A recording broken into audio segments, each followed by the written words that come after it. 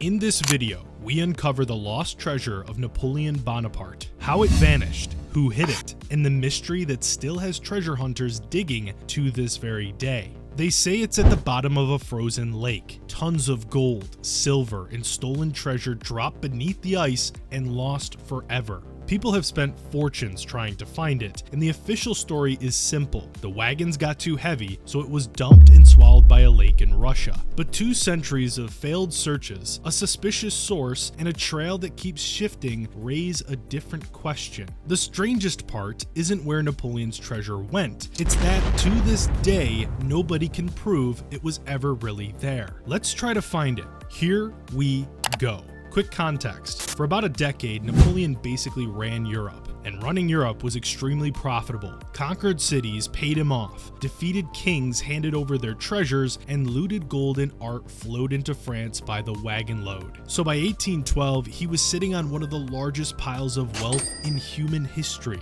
Then he made the worst decision of his career. He invaded Russia. His army stormed into Moscow, expecting a glorious victory, and instead found the city deserted, and then it burned all around them. No food, no shelter, and winter closing in. Napoleon ordered a retreat, but before they left, his soldiers grabbed everything they could. Church gold, silver, jewels, antique weapons, even a giant cross torn from one of Moscow's most famous towers. An estimated 80 tons of treasure rolling west on a frozen road. Then came the disaster. Freezing temperatures, starvation, constant attacks. The wagons of gold went from a prize to a death sentence. And here we meet the legend that's haunted treasure hunters ever since. According to a man named Philippe de Ségur, an officer on Napoleon's own staff, the army dumped the entire Moscow treasure into a lake called Lake Semlevo. Millions in gold gone under the ice. No map, no markers. Right off the bat, it makes you wonder,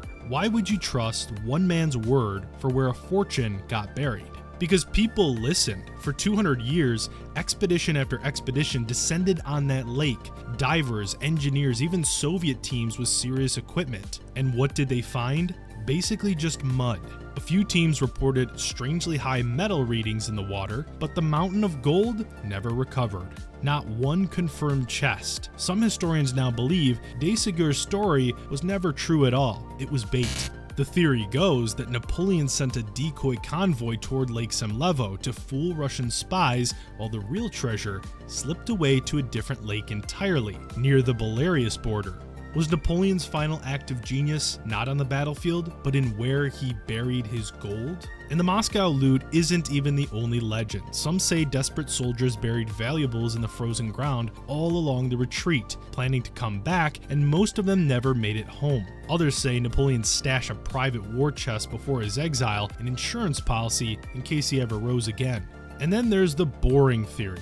That's probably the most realistic, that it all got spent, scattered, and melted down over 2 centuries, and the lost fortune is really just a great story. So which is it? A lake, a frozen field, or nothing at all? What's your take? Let me know in the comments section below. I want to thank you for watching this video. Don't forget to hit that like, subscribe, and notification bell, and I will see you in the next one.